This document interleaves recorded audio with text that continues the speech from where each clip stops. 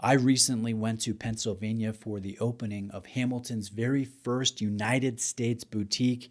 They opened it not in a region well known for watches like New York City or Miami or Los Angeles or even Las Vegas. No, they went to the birthplace of their brand. They went to Pennsylvania, they went to Lancaster, and I think that's fantastic. So I went out there for the opening, the grand opening of their first boutique, and they didn't just choose any old retail space within the city.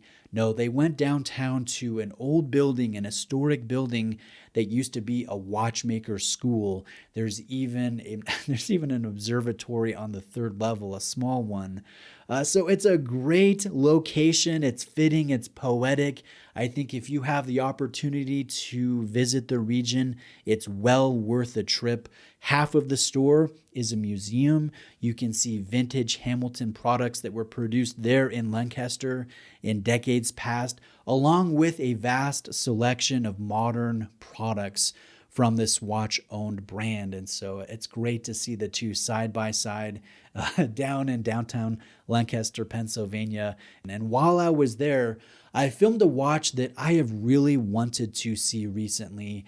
This is the Khaki Navy Scuba Auto. This retails for $1,075. This has a ceramic bezel insert. This has applied markers, an ETA modified movement, a sapphire crystal, anti-reflective treatment, a solid bracelet, a textured dial, good lume, good bezel action, a non-derivative design, 80 hours of power reserve. I feel like I could go on and on about the strengths of this sports piece. This has 43 millimeters of case diameter, a long 52 millimeter lug to lug dimension, and 12.6 in overall height. So under 13 millimeters, that's nice to see with a 300 meter diver, 22 millimeter lugs, and 210 grams on this bracelet. So nice and hefty, weighty.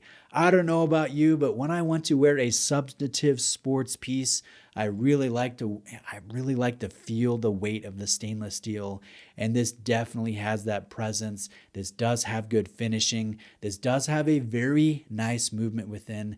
This is the H10 caliber. Essentially, it's a modified 2824 that has 25 joules, a 3 hertz beat frequency, an anti-magnetic Nivicron hairspring, a free-sprung balance, and 80 hours of power reserve. So over 3 days of power reserve. You won't be able to see the movement through a sterile stainless steel case back, but I really like the caliber here. I really like the size. I really like those elements I mentioned here, the strength, the specifications. I think this is very strong in this new green color for 2023. Now, the larger Khaki Navy Scuba Auto debuted in 2021. But this moss green, this sweet pea green came out this year, and I think it's a really unique shade of green. It works very well. The dial is my favorite part about the watch. So there is a fume color execution, a subtle granular texture. There are large applied markers. There is a large applied retro Hamilton logo that I think is very fitting. And I like the fact that this watch has no date for symmetry and for balancing the dial out. That's a good thing. I also like the fact that these hands are large and wide, and there is an above average amount of surface area for the lume application. There is red on the tip of the seconds hand for contrast, and Hamilton is printed very large. It's almost too large, but it's very dominant, and again, this is in a substantive sports piece. There is also the 13 to 24 Arabic indexing that is printed in white subset of your large applied markers. And for a big dive watch, I am pleasantly satisfied with this dial execution, with the size, with the proportions, with the detail work, with the cleanliness, the tidiness of the printing. I think, again, this is the strong suit of this Khaki Navy Scuba Auto. Now, what has Hamilton always done very well? They've always had distinctive designs that are a little bit toolish, a little bit militaristic.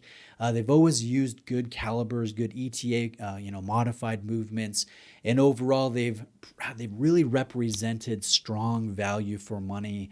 And I've often thought of this brand as a great brand to get into when you're first learning about watches and you want a value-rich mechanical piece with history that is a non-derivative design, again, I think Hamilton has always done a few things very well, and all of that is present here with this specific Khaki Navy Scuba Auto. But what has Hamilton struggled with in recent years?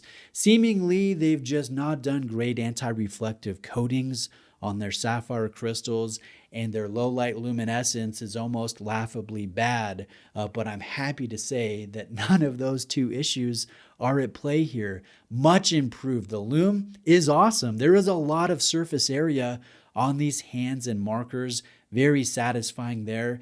And I'm happy to report the anti-reflective coating on this domed sapphire crystal does an adequate job of increasing clarity and minimizing distracting reflections. So I think Hamilton has really taken a step forward with these two elements. But what could Hamilton do to improve this specific watch? I think there's one thing that comes to my mind, and that is a quick adjust clasp. I think that's the next logical step in product improvement. But on the whole, I look at this, and for about $1,000 full retail, everything that's included, this is a very strong, very compelling offering, and I'm excited to have had hands-on with it at the birthplace of the brand on the day that Hamilton, announced and opened their very first United States boutique. I think that's poetic. I think that's fitting. I think that's a lot of fun, and hopefully you've enjoyed this video. So just in closing, reach out with questions. Please like this video if you found it helpful, and if you are ever in a reasonable distance from Lancaster, Pennsylvania, I would definitely encourage you to go out, go visit the store, go see, the museum and the product section of this historic building. I think it's a lot of fun for any watch collector. So again, thanks for watching today, and please subscribe if you haven't already for more horological content just like this.